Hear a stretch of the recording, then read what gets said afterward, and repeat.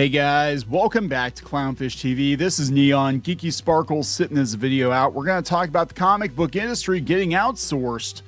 Archie Comics is going to outsource its books to Oni Press, and yeah, this is kind of a big deal because it sounds like Archie is giving up on doing monthly comic books. Apparently, they're still going to publish their own classic material, but they're not going to do new monthlies. Oni Press is going to do that, and I got to give a hat tip to Fandom Pulse. They talked about it the other day.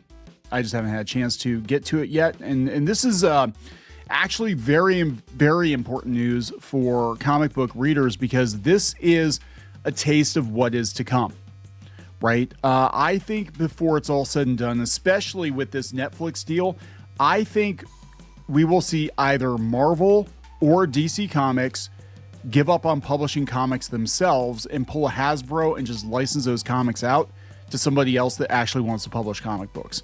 And there's been a lot of talk of like Skybound maybe taking over one of, Marvel or DC.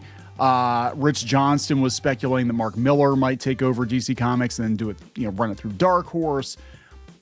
Here's the thing, these big companies, especially, I mean, Archie's had a lot of problems, right? But these big companies, DC and Warner Brothers, comic books don't mean jack shit to them. They don't.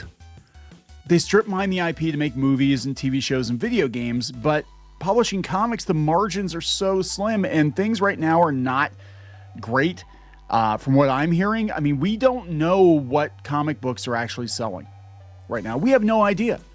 We don't have numbers. Diamond is done. It went belly up. It imploded. It's in the original Diamond is in chapter 7 right now. We don't have a good bead on what the actual comic book sales are. We can just guess what's popular based on what people are talking about. I know Rob Liefeld's been pushing back on comic book sales numbers. He says that they're very, very wrong because they're using, Comic Hub, which is like a very small sampling. It's kind of like Nielsen's, but they're using a very small sampling of data to try to guess what the sales numbers are. But I am hearing on the back end, on the back channel, that the sales numbers are abysmal, that even Absolute Batman might not be cracking 100,000 a month. These companies, it's not worth it.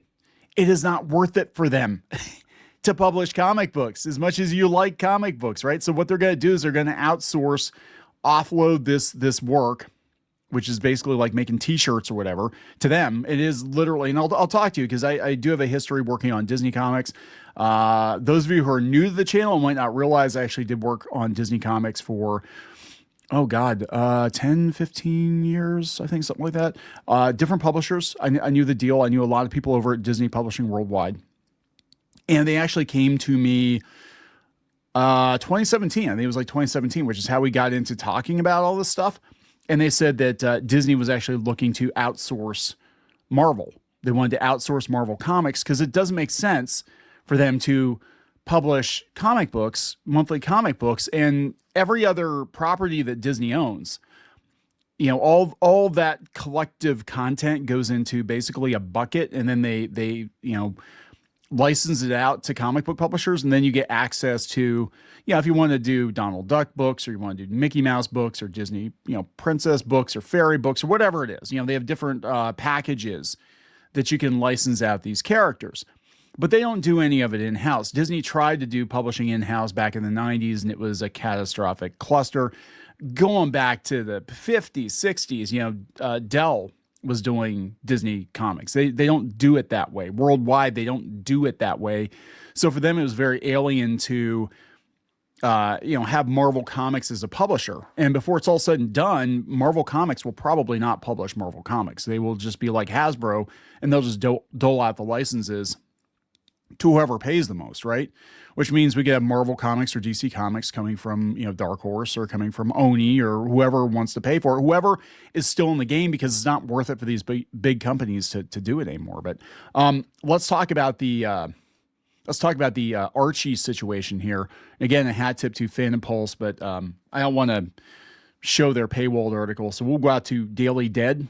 Archie Comics and Oni Press begin new era for America's favorite teenager with ambitious and wide-ranging publishing partnership launching in 2026 with Archie #1, Sabrina #1, and Archie in Hell #1. No Josie and the Pussycats. So yeah, they said Oni's going to release new collections of classic Archie stories throughout the decade, including compact digest editions, deluxe hardcovers, and omnibuses and comprehensive box sets, and even more Archie adventures await readers in 2027 when the partnership will produce new middle grade and young adult graphic novels. That is, in my opinion, where Archie belongs. I mean, Archie Comics, they had a huge hit with Sonic the Hedgehog. They did the animated version of Teenage Mutant Ninja Turtles for a while. They've lost both of those licenses. They've been trying to make Archie more adult. They've been doing a lot of crazy ass stuff with Archie. What worked best was when they had those digest comics in the supermarkets, right? I mean, you actually could buy comics anywhere, but kids aren't really into those Archie characters. They need to do like Archie does Fortnite. And that's the thing too. They're trying to like mash up Archie with other IP, and it's just wild. But here's a press release. Oni Press, the multiple Eisner and Harvey award-winning publisher of groundbreaking comics and graphic novels since 1997. Now, Oni Press really came into their own with Scott Pilgrim, which is still, I think it's still one of their biggest sellers. They've done some licensed stuff over the years, mostly cartoon stuff. They merged with Lion Forge. Remember Lion Forge? Yeah, I don't know what happened to them.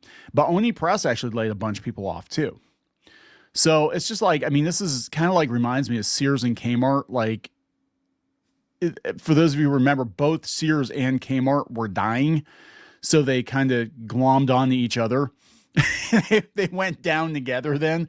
And that's what this reminds me of. Like, I mean, Oni Press is probably doing okay, but this is a last ditch effort, I think, for Oni to try to stay relevant and for Archie to try, licensing stuff out. I don't know. I don't know how it's gonna go for them.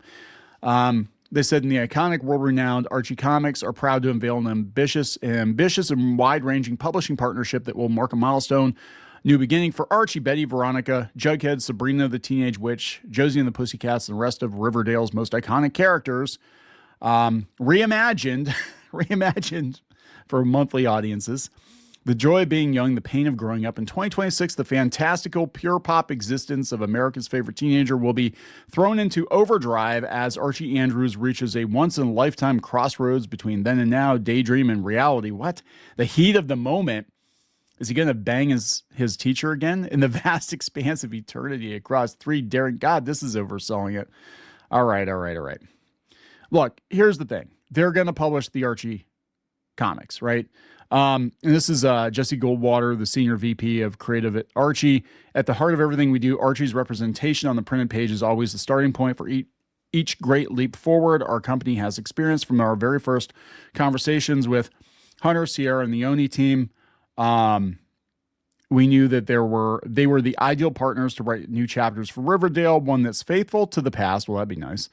While unafraid to chart new territory for the future. Yeah, the new Archie line will be editorially overseen by Sierra Hahn. I know her. I haven't talked to her in a long time, but I know her. With additional contributions from senior editor Bess Polaris. I don't know half these people. Like, it's just, yeah. It's interesting, though. They said it's an unprecedented publishing partnership between Oni Press and Archie Comics. It's going to continue as Oni releases a wave of brand new collections spanning all eras of Archie's history and variety of formats, including compact digest editions. So, no, they are doing the digest, too. Deluxe hardcovers and omnibuy and is that the plural? Omnibuy? Omnibuy. It sounds like a new superhero. What's your superpower? So I'm omnibuy, man. I'm omnibuy. That would come from Oni Press, too. And comprehensive box sets that will spotlight contributions from the characters' original creators, alongside those from decades spanning a cast of similar writers and artists. Dan DiCarlo has been doing it for a long time. Or Dan Parent, I think, was doing it for a long time. Yeah, Dan Parent. There he is. Okay. Line's will expand further and debut an all-new line of middle grade and young adult graphic novels. Here we go. The new partnership between Archie and Oni represents the first time that Archie's iconic characters have been published in partnership with another publisher. The new collaboration represents another high-profile addition to Oni's publishing stable, which has EC Comics now, Adventure Time. Matt Kint is doing stuff. So here's the thing. This is either it's testing the water or it's done. I don't know. IDW did the Marvel books.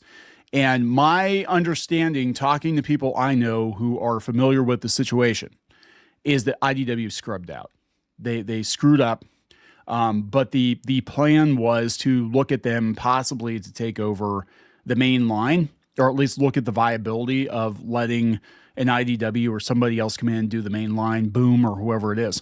I think before it's all said and done, 100%, I think that Marvel and or DC Comics will be outsourced to another comic book publisher, because it does not make sense for a company, again, the size of Disney, the size of what's going to be Netflix at this point, to keep publishing comic books. Now, that doesn't mean that, comics are going to die, man. No, but it's going to change. I don't think there will be as many of them. And I think eventually the whole monthly thing, I think, is going to implode. I think that we're always going to have trades. I think we're always going to have graphic novels, but monthly comics, pardon the pun, they're on a limited shelf life. It doesn't make sense. And with Diamond going belly up, and most of these comic shops, I'm sorry, everybody's like, comics are doing great. People are just going to the comic shop just for absolute Batman. Maybe some people are. Most people are going to the comic shop to buy cards. And that too will pass, right? I used to go to the comic shop to buy Pogs. Pogs. Remember Pogs?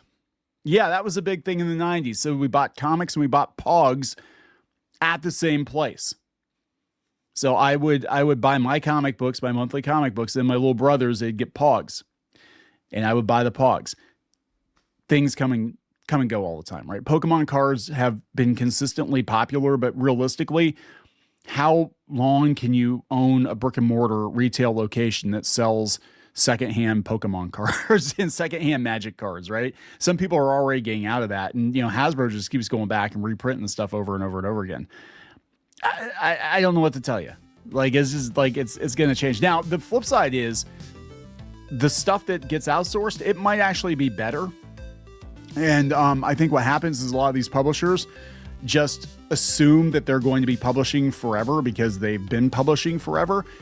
With somebody that has gotten a license, they have to hit certain benchmarks and they're going to want to get a return on their investment, their licensing fee. So they might actually work harder. So even if the day comes, and I think it's coming pretty damn soon, just wait to see what happens after the Netflix deal, after the dust settles there. But it is possible that even if this stuff gets outsourced, you might actually get the best Marvel and DC comics that we've had in decades. And that would be amazing. It would be. I don't think there'd be nearly as many books out there, but it might actually be the best stuff out there. But yeah, I would love to know what comics are actually selling. I don't know what they're actually selling. Anyway, I'm going to wrap it up, guys. Hey, check out more.clownfishtv.com. That's more.clownfishtv.com for more Clownfish TV. Going into 2026, we're going to put more podcasts and content over there. So thank you very much for listening. We'll talk later.